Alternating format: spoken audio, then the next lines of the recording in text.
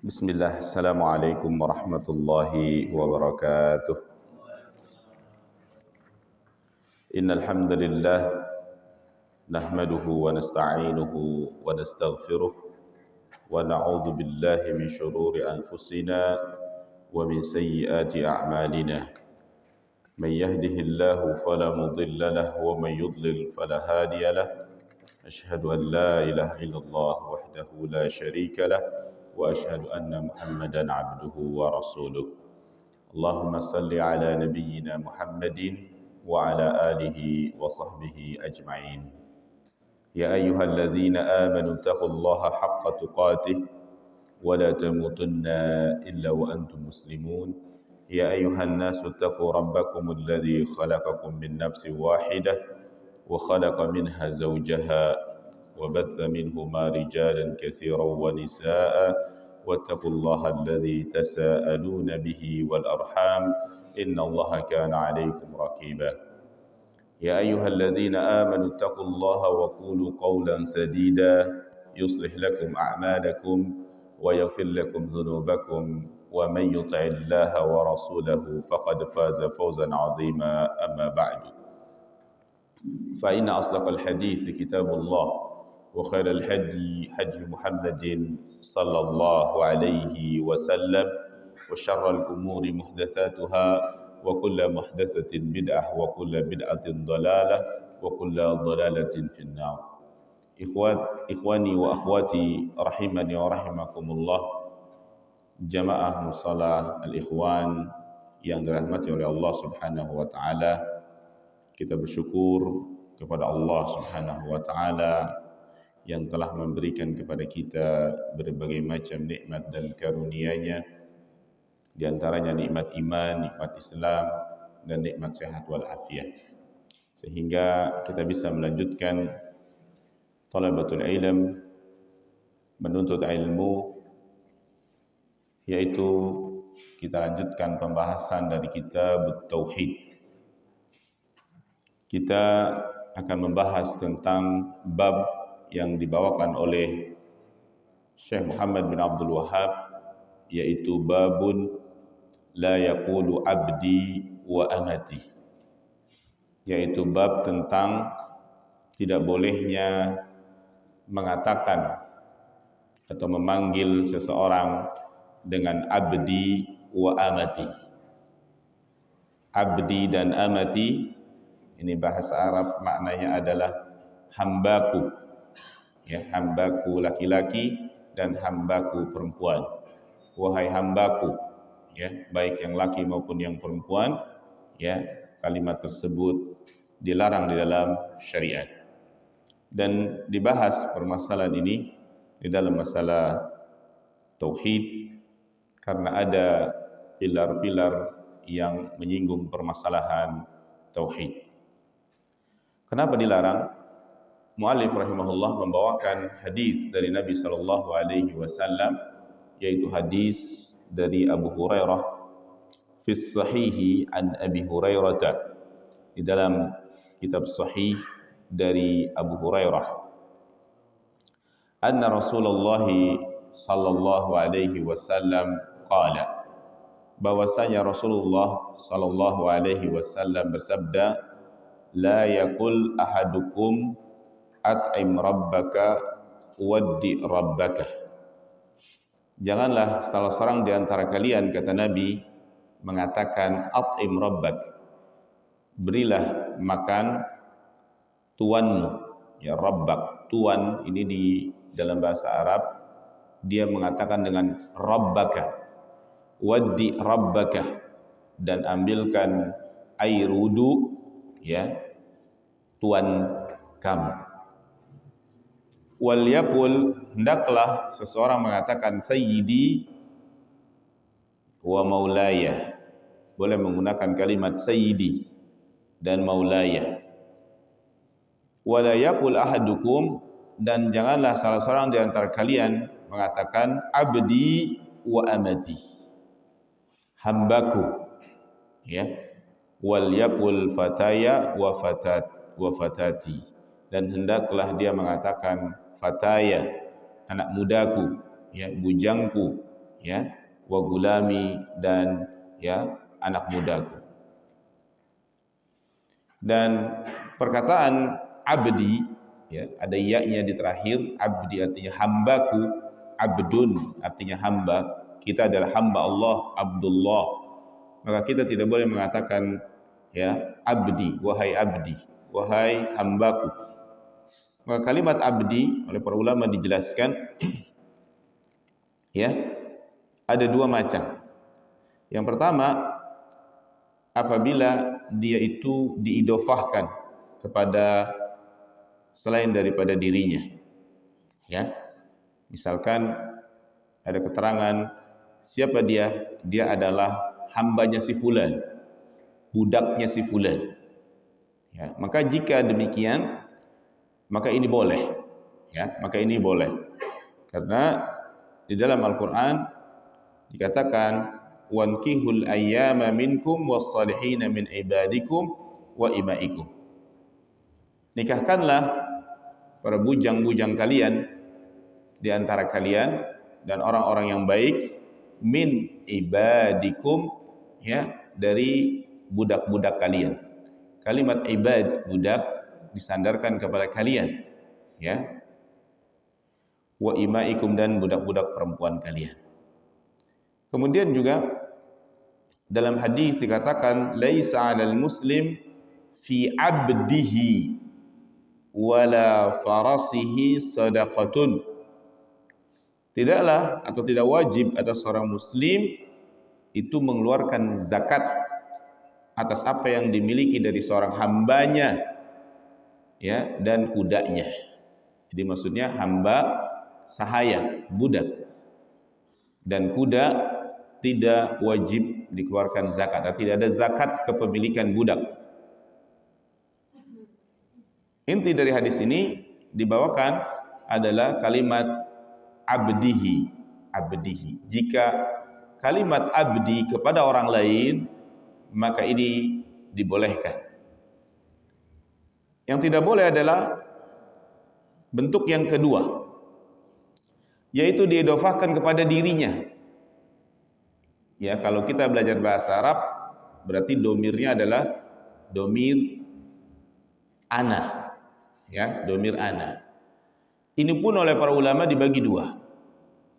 Bentuknya apa? Bentuknya khobar ataukah bentuknya panggilan? Jika hanya mengabarkan saja, ya, mengabarkan saja, maka ini pun boleh. Seperti misalkan hambaku, ya, telah memberikan makan kepadaku. Kalimat seperti ini kabar, kita mengabarkan bahwasanya budakku itu telah memberikan makan, ya. Maka ini tidak mengapa oleh para ulama, karena orang yang berbicara demikian tentulah tidak bermaksud dengan al-ubudiyah, tidak bermaksud untuk, ya, mengagungkan dirinya dengan mengatakan abdun, hamba sahaya orang lain. Tetapi yang tidak boleh dalam hadis ini adalah jika menggunakan atau diidofahkan kepada pribadi dirinya sendiri, dan itu bentuknya adalah an-nida, panggilan. Ya, seperti misalkan ya abdi, wahai hambaku, kemari.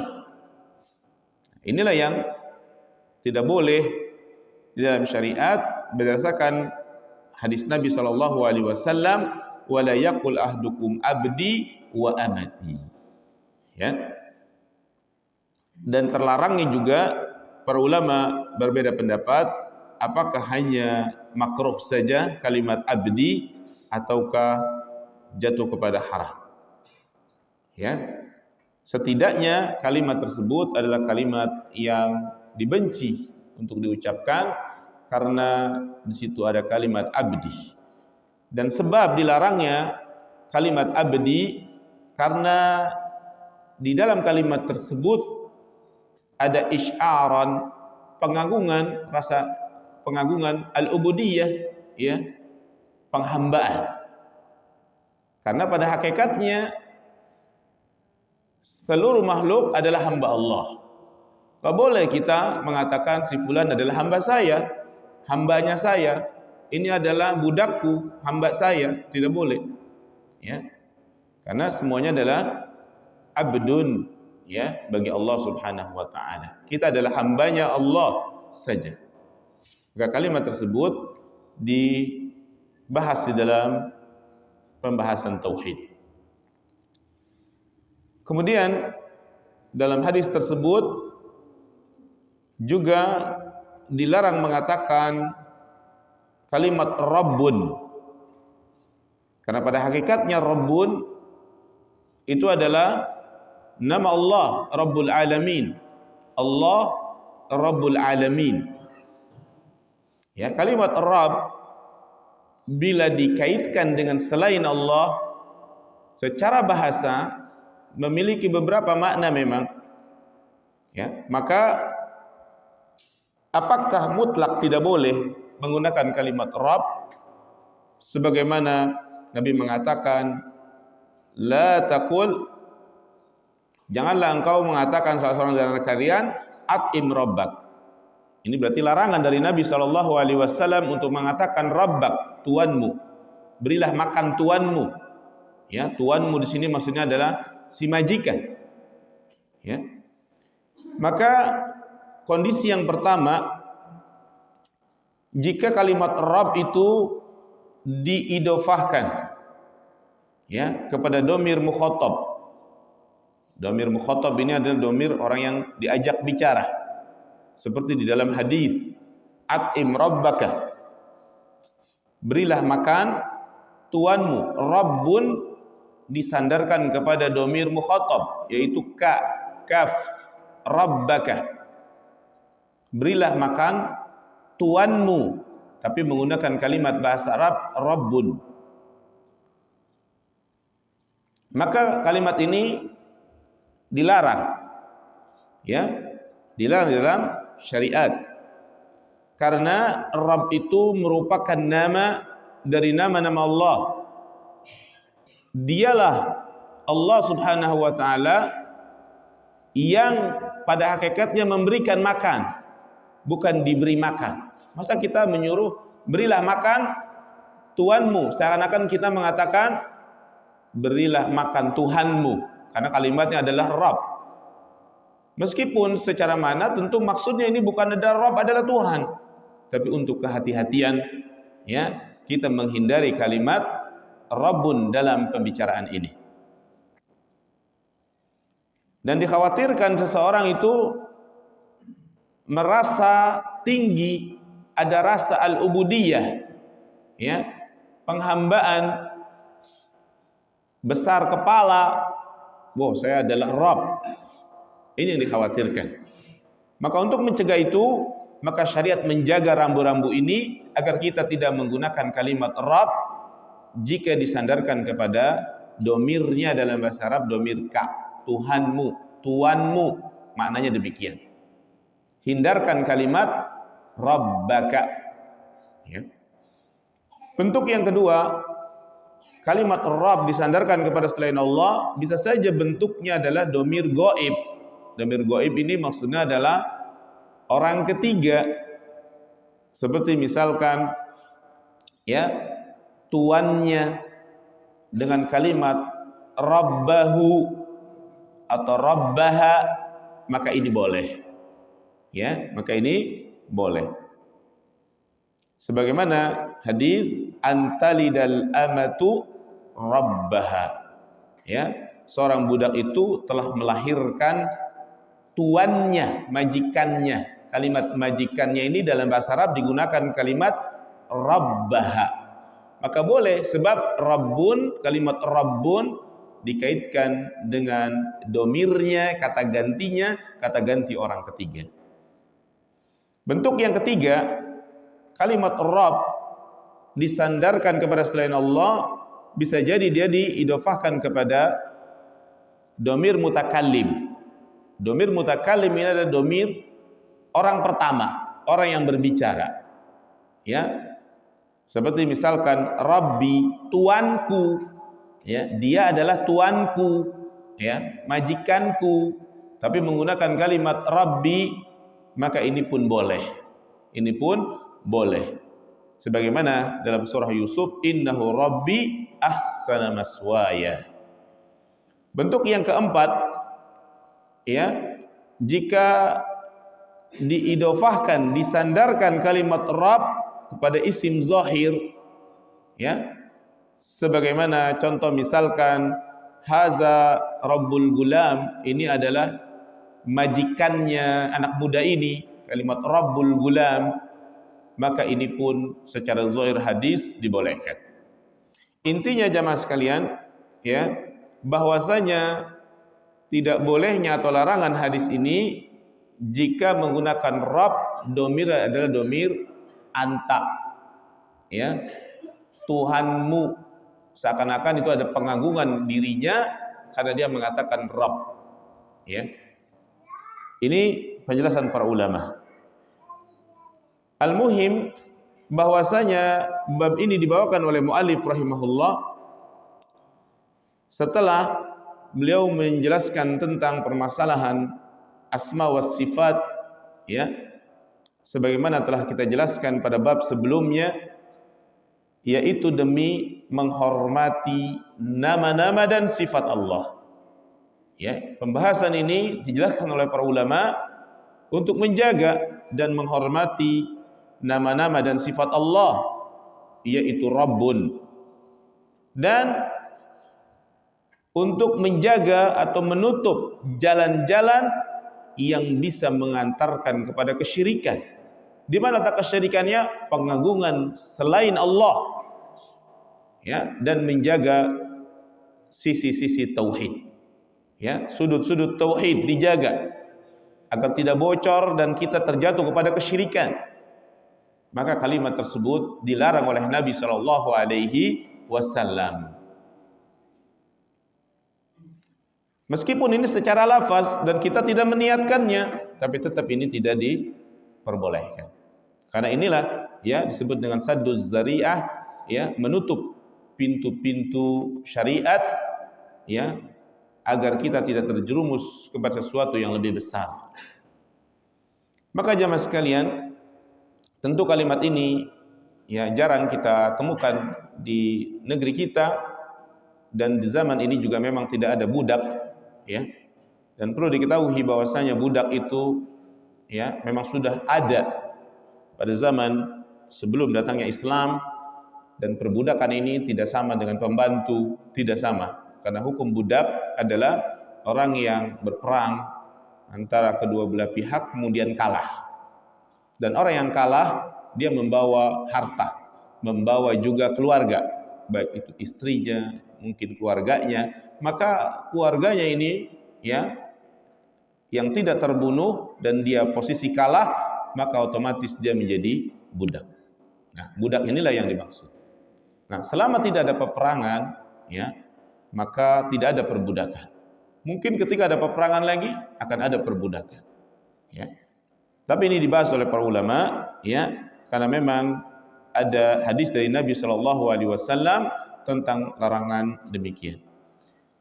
Maka dari hadis ini kita bisa ambil beberapa fawaid. Yang pertama, bagusnya pengajaran Nabi sallallahu alaihi wasallam. Di mana letak bagusnya pengajaran Nabi? Yaitu Nabi melarang sesuatu, kemudian dia membuka kepada manusia solusi apa yang dibolehkan.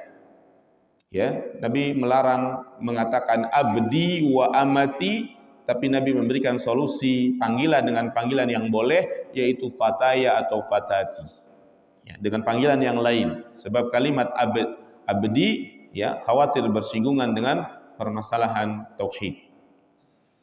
Seperti juga perkataan, ya, sayyidi wa maulaya, boleh, ya. Yang kedua, tidak boleh menggunakan perkataan abdi wa amati, ya. Kalimat abdi wa amati tadi sudah saya jelaskan. Kalimat abdi digunakan tidak boleh adalah ketika, ya, dia adalah domir abdi, ya, abdi, dan bentuknya panggilan, wahai hambaku Maka ini tidak boleh karena ada nusus, ada dalil dari Nabi Shallallahu Alaihi Wasallam. Ya. Jadi kita mengatakan sesuatu ini boleh atau tidak karena memang ada dalil. Yang ketiga tentang lafaz Rabb. Ya. Tidak mutlak. Ya. Lafaz Rabb ya, sebenarnya itu harus dimutlakan kecuali untuk Allah. Ya, untuk Allah. Maka berhati-hati kita dalam menggunakan kalimat Rabb. Karena jelas kalimat Rabb adalah nama dari nama Allah. Sebagaimana Allah Subhanahu wa taala berfirman, "U'budu rabbakum."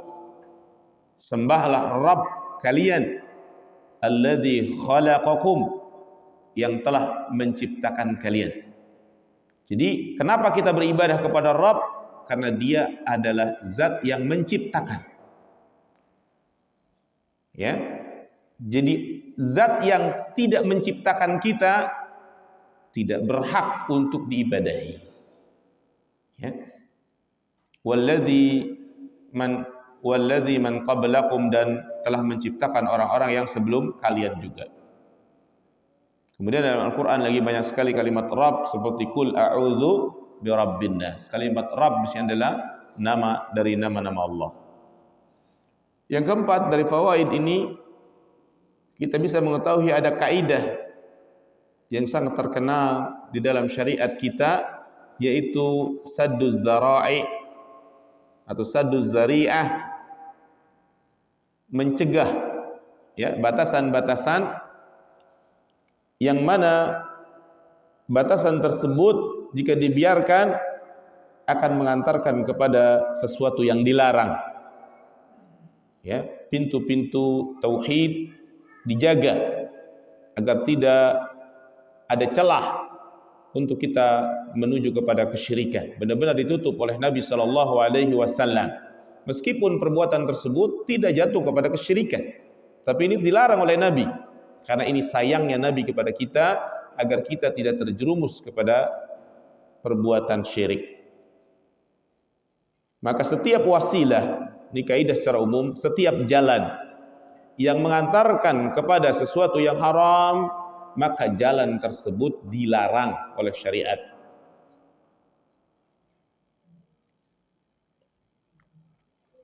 Yang kelima, ini merupakan dalil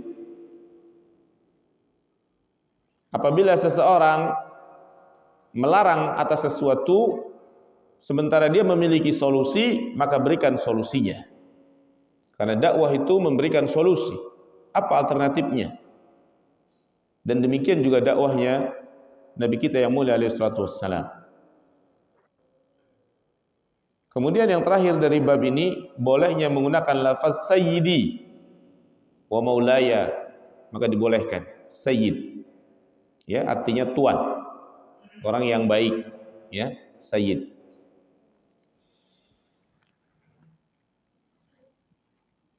Ya, kemudian jamaah sekalian, kita lanjutkan pembahasan berikutnya, ya, karena memang pembahasan ini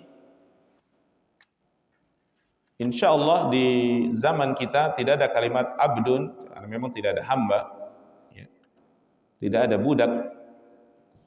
Maka kita lanjutkan pembahasan berikutnya, yaitu bab tentang la yuraddu man sa'ala billah, yaitu bab tentang tidak ditolak, tidak boleh ditolak orang yang meminta sesuatu tetapi dia menyebut nama Allah. Misalkan seseorang meminta sesuatu dari kita, bantuan apa saja, misalkan minta uang, ya, wahai saudaraku, saya minta uang atau saya minta makan, ya, dengan menyebut nama Allah, saya sangat membutuhkannya, atau demi Allah, saya sangat membutuhkannya. Dia menyebut nama Allah, maka bagi kita, ya, wajib untuk kita penuhi permintaannya. Kenapa? Karena dia mengagungkan Allah. Maka orang yang bertauhid sebagai kesempurnaan tauhidnya, dia bantu orang tersebut. Dia bantu orang tersebut karena orang tersebut mengucapkan nama Allah dan kita mengagungkan Allah. Ya. Dia nyebut, bahasa kita jual nama Allah dia. Kita aja sering jual nama pimpinan kita, ya. Kata Pak Direktur, saya dapat amanah begini. Takzim kita. Dia bawa-bawa nama pembesar ini, pejabat. Sekarang dia membawa nama Allah. Demi Allah, saya sangat butuh. Ya. Maka judul ini dibawakan karena di sana ada pengagungan terhadap Allah Subhanahu wa taala. Dasar dari judul yang dibawakan oleh mu'allif rahimahullah adalah hadis Nabi sallallahu alaihi wasallam yang dibawakan oleh beliau dari Ibnu Umar.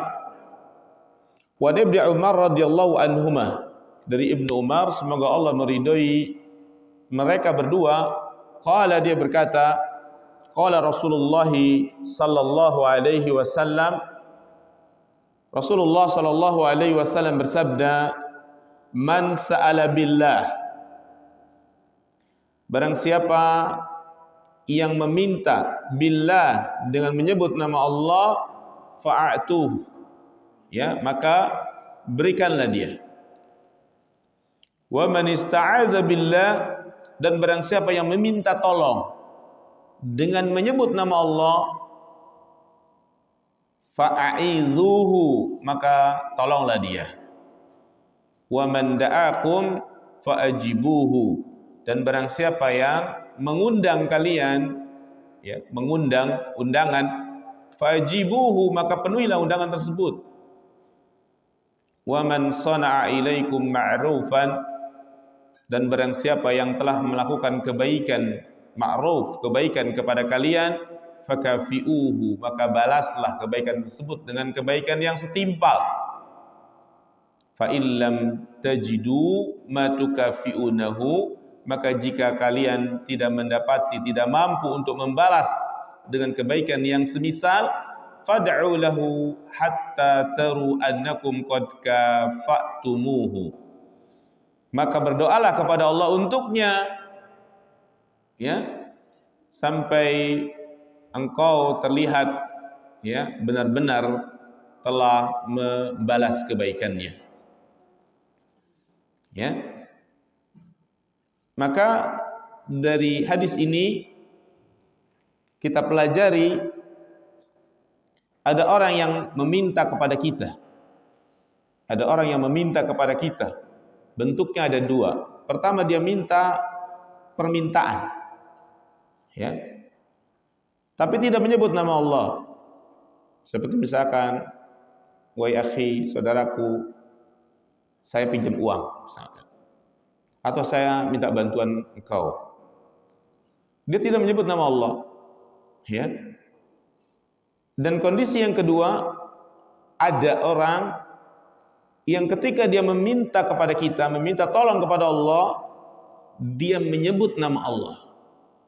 Dia menyebut nama Allah. Maka hal ini wajib bagi kita untuk kita penuhi. Wajib bagi kita untuk kita penuhi, karena dia meminta dengan wasilah nama Allah yang besar, yaitu Allah. Maka kita menjawabnya, memenuhinya, karena menghormati nama Allah yang dia sebutkan. Ini bentuk kesempurnaan tauhid, ya, karena dia bawa-bawa Allah. Seperti misalkan,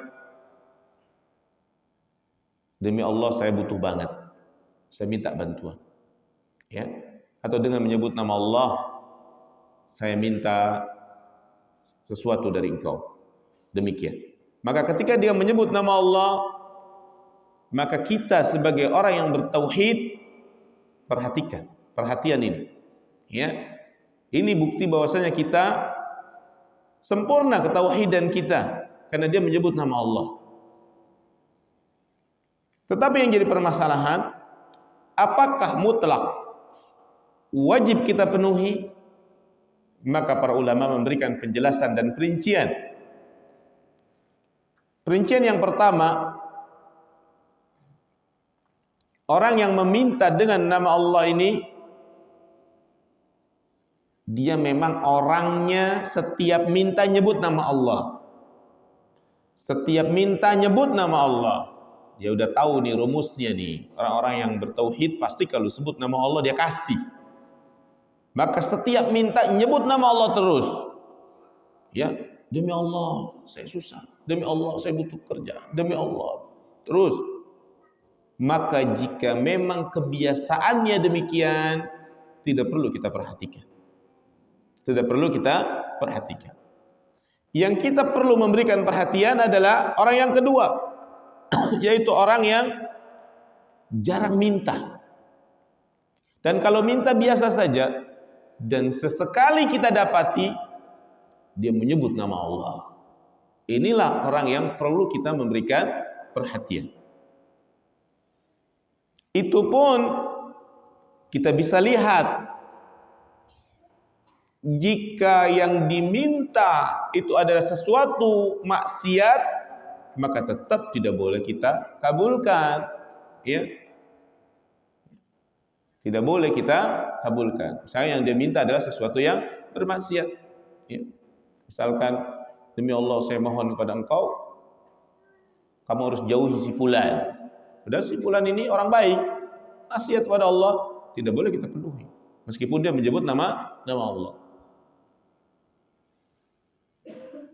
Atau perkara yang memang merupakan menjadi haknya, maka ini wajib kita berikan. Ya, seperti misalkan orang yang memberikan hutang, kemudian dia menagih, ya, maka ketika dia meminta, ya memang itu haknya dia. Ya, dia tidak menyebut nama Allah saja, memang harus kita berikan. Apalagi dia menyebut nama Allah. Atau seorang karyawan memang punya hak untuk diberikan gaji, maka ketika dia meminta kepada bosnya, misalkan pada atasannya untuk diberikan haknya, maka ini tidak perlu mengucapkan kalimat Allah, juga sudah wajib untuk diberikan. Apalagi dia menggunakan kalimat demi Allah atau menyebut nama Allah. Kondisi yang ketiga, yaitu jika yang dia minta adalah perkara yang kita penuhinya itu mendatangkan mudarat, maka ini tidak boleh kita tunaikan. Seperti misalkan orang datang pada kita, ya akhi, saya tidak punya rumah, ya, dengan menyebut nama Allah, saya minta rumah engkau. Lah, gimana kok minta rumah? Bisa kita ngasih rumah? Nggak bisa. Kenapa? Mudarat buat kita. Mudarat buat kita. Atau kendaraan yang sedang kita pakai diminta, maka ini mudarat. Meskipun dia menyebut nama Allah, maka dalam kondisi ini tidak boleh, tetap kita penuhi. Adapun perkara yang wajib kita penuhi dalam hadis ini adalah perkara, yaitu apabila dia meminta dengan perkara yang kita mampu untuk memenuhinya dan tidak ada mudarat bagi kita dan keluarga kita, maka inilah yang harus kita penuhi permintaannya. Ya, misalkan dia adalah orang yang baik, gak pernah minta, terus tiba-tiba dia datang, ya akhi, saya minta uang engkau, berapa yang kau minta? Ya, dengan menyebut nama Allah, saya butuh 500.000 misalkan. Sementara dia punya uang 100 juta misalkan. Maka perbandingan seperti ini tentu tidak memudaratkan ketika diambil sedikit. Ya, tidak memberatkan. Dan dia mampu untuk memberikan itu. Meskipun dia berat. Meskipun ada hatinya, wah orang kok minta. Tapi karena dia menyebut nama Allah, disitulah pengagungan kita. Disitulah keseriusan kita bertambah untuk mengabulkannya. Jika dia nggak menyebut nama Allah, bisa saja saya nggak bantu. Ya, tapi karena dia menyebut nama Allah, di sini ada tauhid. Ya, sampai segitunya ya pembahasan tauhid ya yang dibawakan oleh para ulama. Ya. Maka wajib bagi kita untuk menunaikannya. Ini pun permasalahan wajib ya, khilaf di kalangan para ulama, apakah wajib ataukah hanya sunnah, ya. Kemudian pembahasan yang terakhir dari pembahasan yang perlu dibahas di sini, ya, adalah permasalahan memenuhi undangan, ya. Karena dalam hadis ini dikatakan, ya, wa man da'akum fajibuhu, ya, dalam hadis barang siapa yang mengundang kalian, mengajak kalian, maka penuhi undangan tersebut. Ya, apa yang dimaksud dengan undangan yang wajib kita penuhi? Maka jumhur para ulama menjelaskan, ya, bahwasanya wajibnya, ya, atau memenuhi undangan secara umum adalah sunnah, kecuali undangan tersebut adalah undangan walimatul urus. Maka undangan walimatul urus ini adalah walimah, makan-makan dalam rangka pernikahan, maka ini wajib hukumnya. Adapun selain daripada walimatul urus, ya, walimah-walimah yang lain, maka tidak masuk ke dalam hal yang wajib. Banyak walimah seperti walimah khitan, ya, habis sunat dia syukuran, makan-makan, ya. Kemudian mungkin makan-makan biasa, ya, dia lulus dari sekolah misalkan, ya, dia bikin tasyakuran, makan, maka ini sunnah, ya. Atau walimatus safar, dia pulang dari umroh, dia bikin makanan, diundang saudaranya, maka ini sunnah. Atau walimah aqiqah, ya, banyak walimah. Atau karena kelahiran seorang putra anaknya, atau kepulangan dari safar, maka ini semua walimah-walimah yang sunnah. Kecuali walimah yang hukumnya wajib kita penuhi adalah walimatul urus, ya. Karena ada sabda Nabi sallallahu alaihi wasallam, beliau mengatakan syarrut ta'ami ta'amul walimah.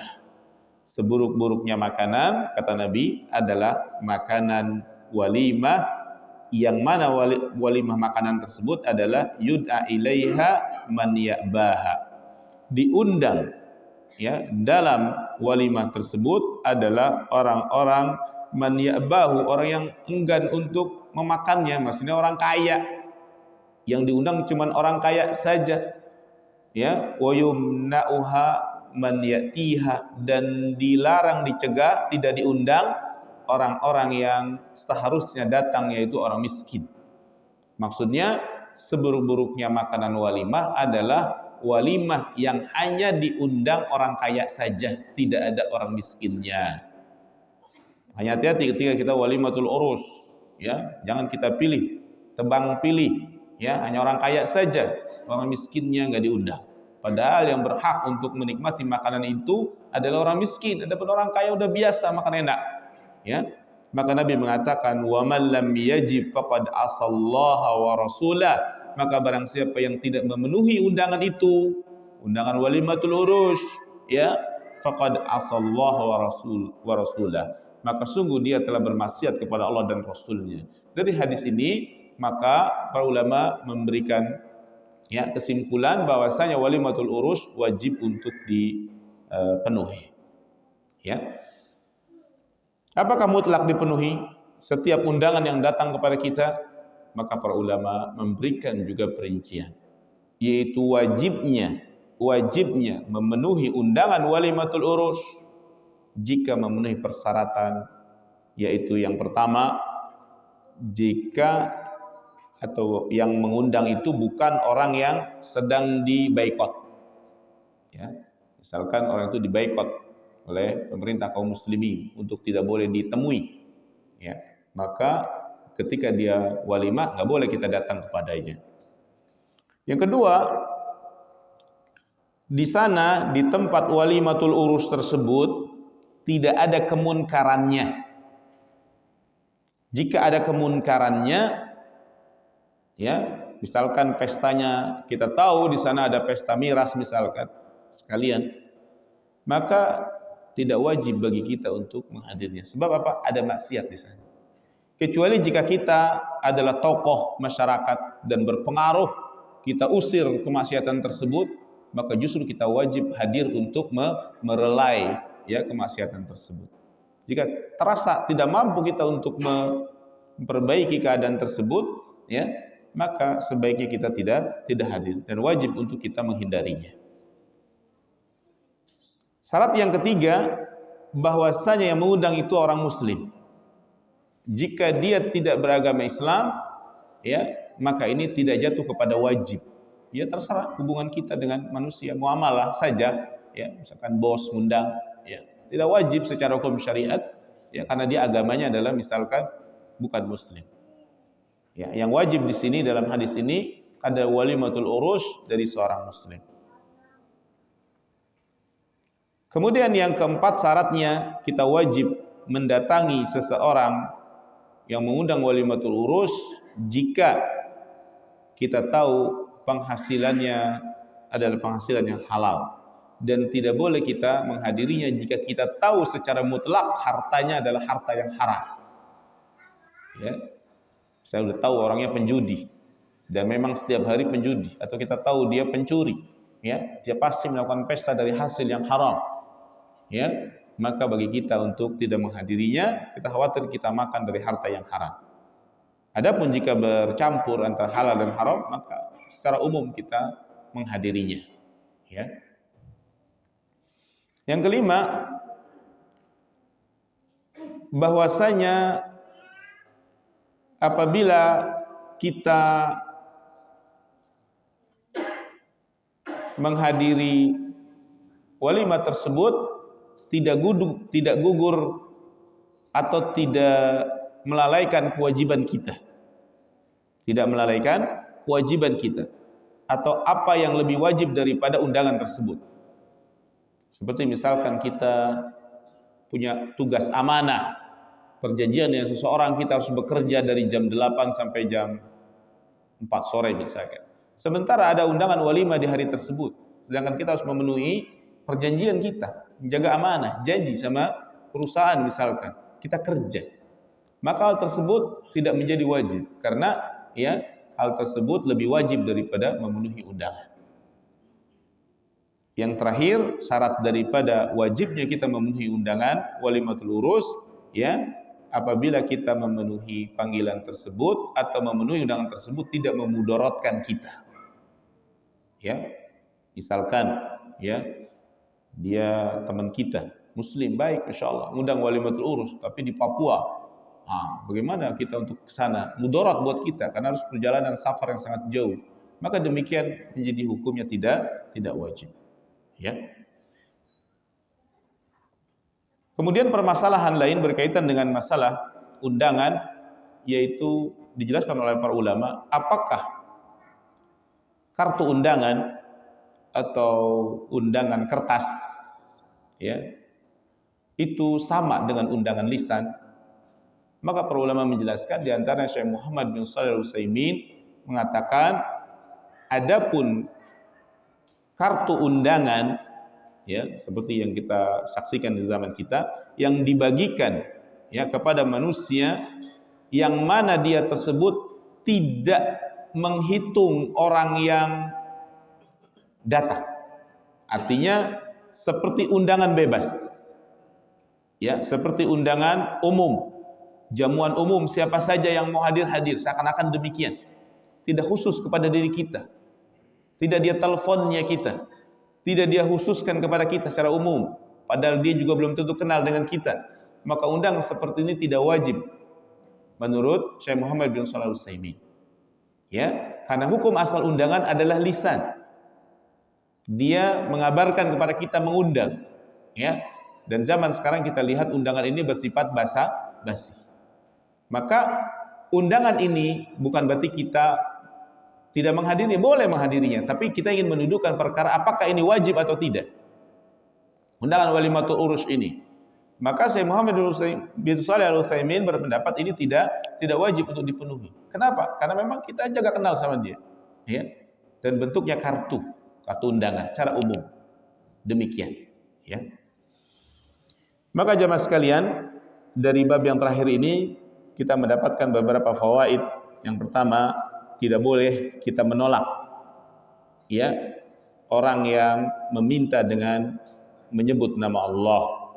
Karena Nabi bersabda, "Man sa'alakum billah fa'atuhu." Barang siapa yang meminta kepadamu dengan menyebut nama Allah, maka tunaikanlah, berikan dia. Ya, karena ini adalah pengagungan kita kepada Allah Subhanahu wa taala. Yang kedua, wajibnya kita membantu orang yang meminta bantuan ya dengan menyebut nama Allah. Jadi bukan berupa barang, meminta bantuan, bantu saya ya. Demi Allah, saya butuh bantuan engkau ya. Maka kita bantu dengan penjelasan dan persyaratan yang tadi telah kita jelaskan. Yang ketiga, wajibnya kita memenuhi undangan seorang muslim ya.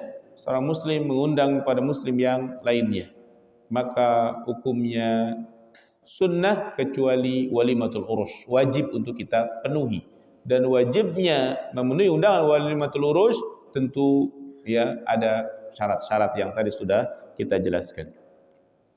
Kemudian yang keempat, dalam hadis ini juga wajibnya kita membalas kebaikan orang yang telah melakukan kebaikan yang semisal ya. Itu harusnya demikian seorang muslim ya, dibalas dengan balasan yang setimpal agar kita tidak berhutang budi dengannya ya.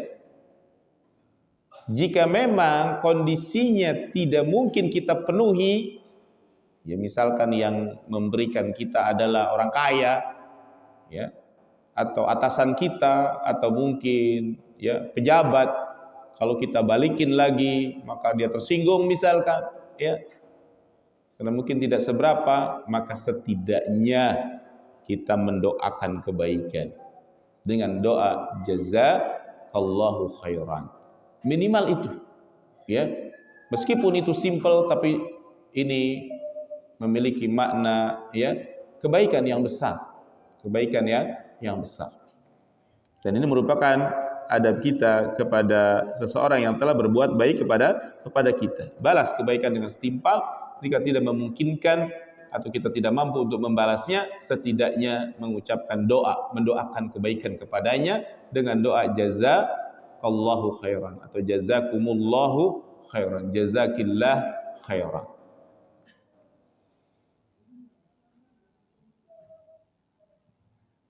Ya, dan yang terakhir, larangan untuk tidak membalas kebaikan orang yang telah berbuat kebaikan, lawannya ya, kita dianjurkan. Maka yang terakhir, tidak boleh kita membiarkan orang yang telah berbuat baik kepada kita. Sebaiknya kita membalasnya dengan kebaikan yang setimpal ya, karena orang yang tidak membalas kebaikan orang yang telah berbuat baik kepadanya, ini merupakan sifat-sifat orang yang tidak baik ya, dan tidak layak bagi seorang muslim ya. Seorang muslim itu membalas kebaikan karena dia cinta kepada kebaikan. Jika orang berbuat baik kepadanya, dia membalasnya dengan kebaikan. Jika dia tidak mampu, setidaknya dia mengucapkan jazakallahu khairan, atau dia doakan dalam kesendirian karena orang ini telah berbuat baik kepadanya ya.